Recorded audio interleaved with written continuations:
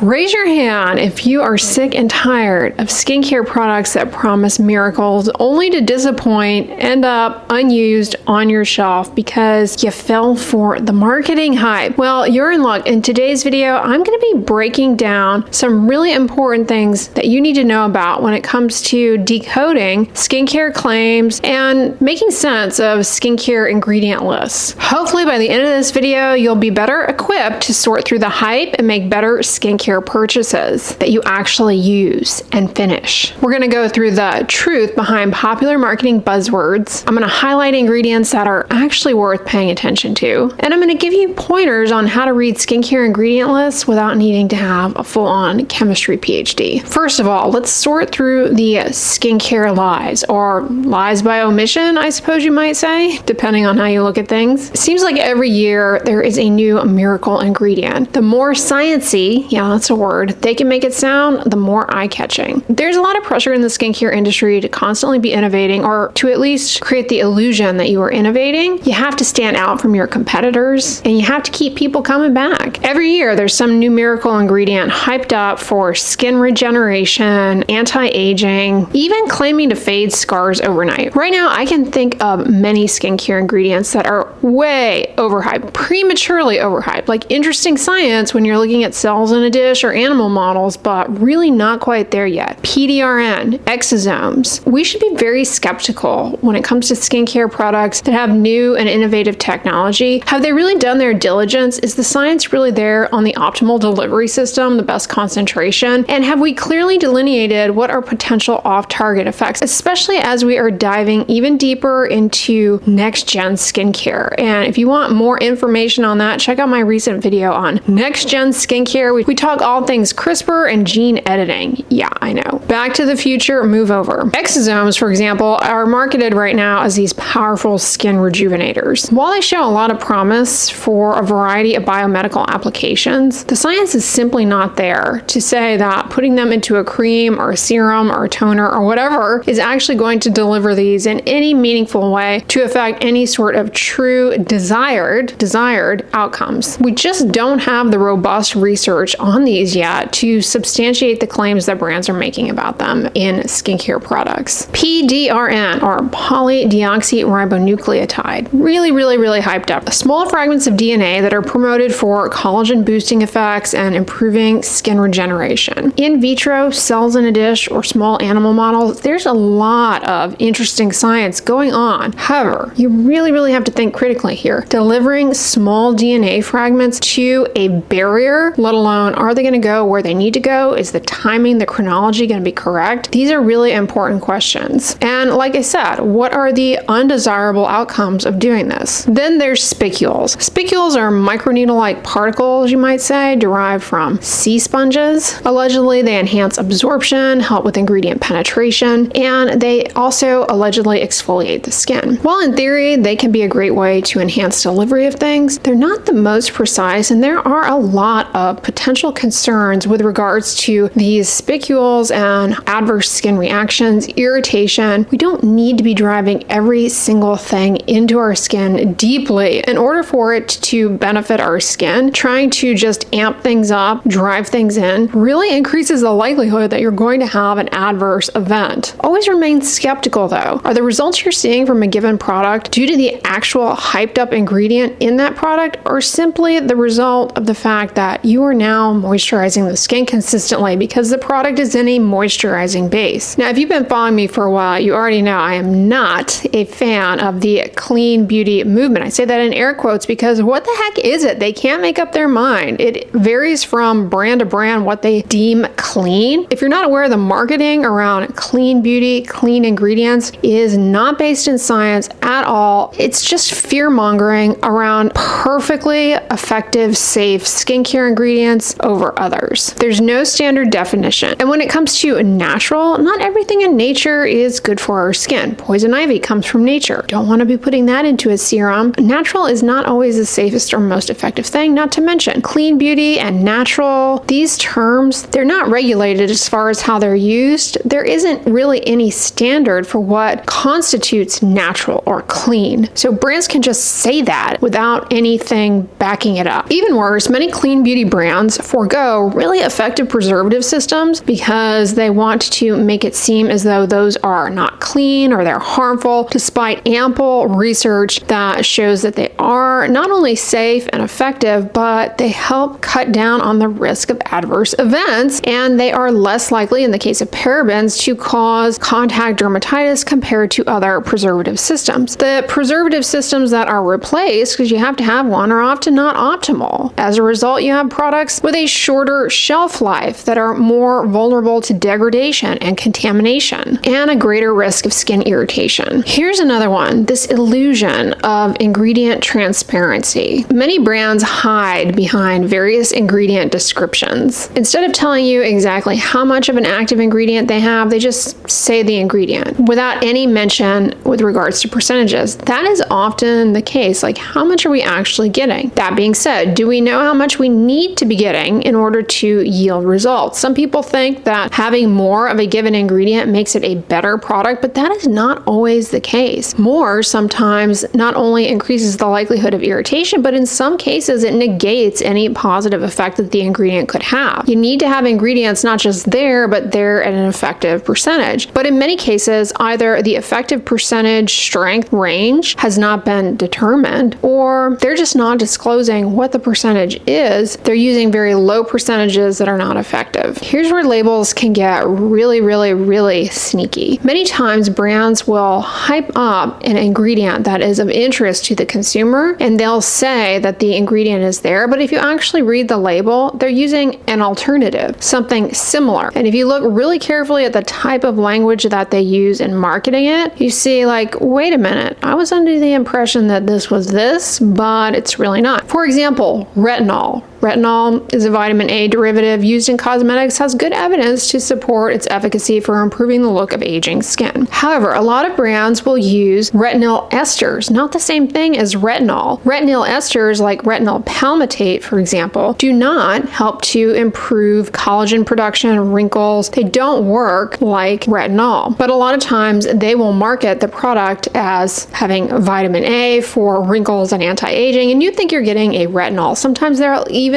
use retinol-like language. Not to mention Bakuchiol, which is often promoted as a plant-based retinol, despite lack of evidence to support that it actually works like retinol. The research that we have on Bakuchiol suggests it's an antioxidant and that it may help stabilize retinol. Sure, it may be helpful for improving the appearance of the skin, but people want certain ingredients because they want certain confirmed outcomes. Bakuchiol versus retinol, the research comparing them is not really there. Here's one that I recently came across, and it's using ginseng extract and claiming PDRN. So I already touched on earlier in today's video how PDRN in and of itself is an ingredient that is just overhyped, unlikely doing anything. But some brands take it a step further. They don't include PDRN, which is derived in many cases from salmon sperm DNA, but rather they use a plant-based PDRN, aka ginseng extract, which it's unclear has ever been shown to have any appreciable amount of PDRN, let alone demonstrate efficacy. This was a real eye-opener for me because prior to PDRN becoming trendy as an ingredient, ginseng extract was not anything that you would think about as far as having some active DNA molecule in it. No one ever talked about it that way. It's simply the fact that PDRN is trending. There's some evidence that ginseng extract may be a source of PDRN, but whether or not the ginseng extract that is used actually has PDRN, that is a huge unknown, but brands still will use it and market it that way. Here's another one, vitamin C. Vitamin C serum is one of the most sought after skincare products, and a brand is almost obligated to have a vitamin C serum. Ascorbic acid has been shown to yield a variety of benefits for the skin. When formulated correctly, that's key, meaning the ascorbic acid is stable and can penetrate the skin because of the overall formulation of the product. Yes, it can improve sun damage, hyperpigmentation, and improve collagen production, and reduce, obviously, then wrinkles as a result. Great, all wonderful things. Due to challenges with regards to formulating it so it can effectively do that, there are alternative forms of vitamin C out there, like vitamin C esters, that do not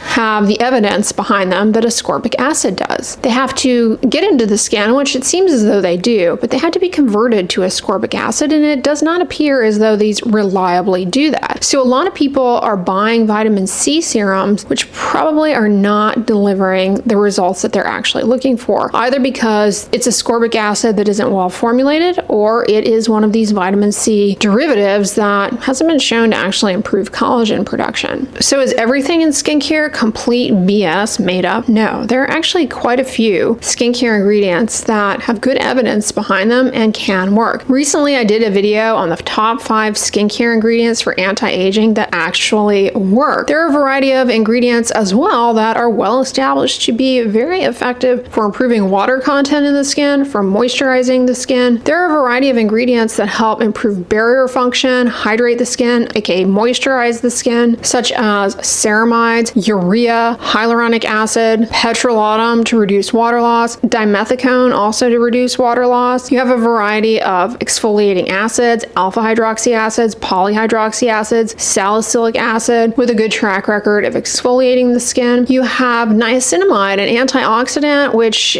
probably has some of the most research as far as a cosmetic ingredient, not only for acting as an antioxidant to ward off oxidative stress and help with inflammation, but to help with hyperpigmentation, to help with redness, to help with moisture barrier integrity, and to reduce glycation that would lead to skin yellowing. Cosmetic retinol and cosmetic retinaldehyde are active forms of topical vitamin A with a good track record of improving the visible signs of skin aging and have been shown to work to improve collagen production, ultimately reducing wrinkle depth. Then, of course, there's sunscreen. Without a doubt, one of the most effective evidence-based things you can include in your skincare routine for protecting your skin and keeping it healthy long term. There are a variety of different sunscreen types. There's chemical, aka organic, meaning it has organic carbon compounds as the active sunscreen ingredients, the active sun protection ingredients, or you have inorganic sheets of metal oxides, namely zinc or titanium dioxide, and then you have hybrid, which includes both inorganic and organic active sunscreen ingredients. The organic, aka chemical sunscreens, they can burn and stain depending on how the product is formulated, but they offer very effective broad spectrum sunscreen, and importantly, they don't leave any white cast. The inorganic mineral sunscreens tend to leave a white cast, especially on deeper skin tones. Inorganic sunscreens also can be a little bit more difficult to spread on the surface of the skin, making it more likely that perhaps you get uneven coverage, and they tend to be a lot thicker, less breathable, so not the most comfortable thing to wear in hot, humid conditions. But they're a great option for sensitive skin, and some people just prefer them. Hybrid sunscreens are always somewhere in the middle with the pluses and minuses as far as spread, feel, cast, but they're an effective broad spectrum option as well. What about the ingredient list? Let's talk about some things to know about looking at a skincare ingredient list. So a lot of people get hung up on the order of appearance of ingredients. They assume that if an ingredient is not high up, like the first, second, or third ingredient on the list, then it must not be effective. But getting back to the point I made earlier in the video, higher percentages, higher strengths, more of an ingredient does not necessarily mean it is more effective. And having an ingredient lower down on the list does not mean that the product is subpar compared to another product that has got it higher on the ingredient list, because overall formulation influences how effective that ingredient is at getting into the skin and working, how stable it is. You can have a very high percentage of an ingredient in a product, but the product delivery system is not that great. You don't actually end up with that much of the ingredient getting to access your skin. It's helpful to read ingredient labels to know what ingredients are in it in case you're allergic to something, in case you find that a particular ingredient is irritating, and it's also important to read ingredient lists to know what else is in there that you are getting so that you don't end up seeking that ingredient out in another product. In other words, reading your skincare ingredient lists and knowing what is in your products can help you buy fewer products, because you're like, oh, wait, that sunscreen sunscreen I'm using has niacinamide. I don't need to buy a niacinamide serum for my morning skincare routine. I'm already using it. My moisturizer also has niacinamide. Wow, I don't really need to be buying anything else with niacinamide. Granted, it is in a lot of things, so you might still do that, but you get where I'm going here, that knowing what's in your products that's not advertised on the front, that's not the call out ingredient as part of the ingredient story, if you will, in the marketing, it can be a game changer. And so if you're not aware of the ingredients in your products, you might just assume that it's only one thing, when in reality it offers various other things. What ingredients should you look for to avoid, though, to avoid skin problems? Are there any ingredients that are a no-no? Well, if you are allergic to any ingredient, absolutely, you have to avoid that ingredient, not just in skincare, but in everything else. Personal care products outside of skincare, but you also have to be aware of if it's present in household cleaning products and in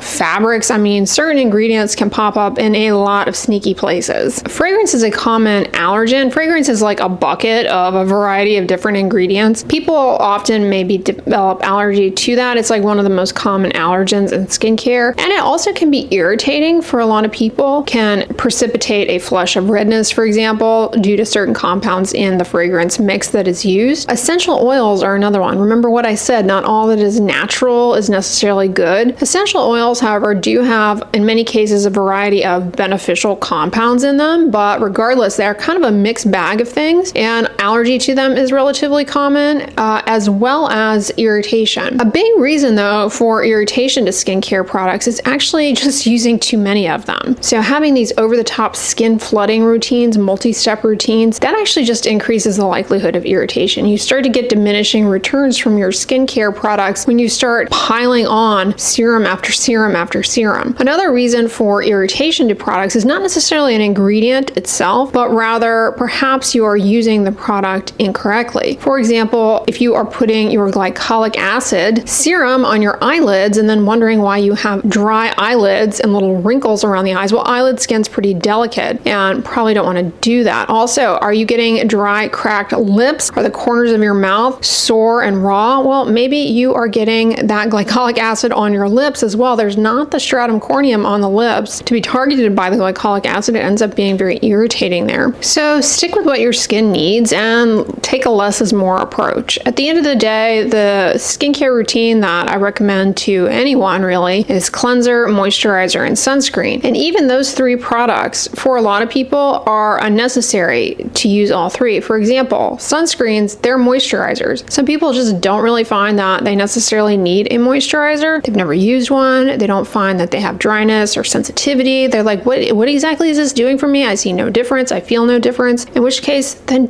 you don't need to use a moisturizer. You know what I mean? Or a lot of people feel like they have the cleanser, so they must wash their face twice a day. When in reality, some people only need to wash their face once a day at the end of the day. And that makes the cleanser last that much longer, not using it twice a day. Sunscreen on the daily is a must, though. I do recommend that. Unless you live somewhere where it's dark outside during the day for stretches of the year, in which case you don't need it. But again, it is a moisturizer. Another reason to wear sunscreen on a daily basis is not only because the studies show that people who wear it on a daily basis get the best results from it, as opposed to people who just put it on intermittently when they feel like they have to, but because it reinforces the habit and you don't really end up thinking about it, and it's just something you end up doing on the regular because it's just part of your daily routine. All right, guys, so those are the key points I wanted to highlight in today's video with regards to marketing claims, skincare ingredient lists, how to sort through some of the noise. I really hope you guys found this video informative and educational. On the end slate, I'm going to put my recent video all about the future of anti-aging skincare, so watch that one next because there's a lot of buzz coming. All right, guys, if you like this one, give it a thumbs up, share it with your friends, and as always, don't forget, sunscreen and subscribe. I'll talk to you guys tomorrow. Bye!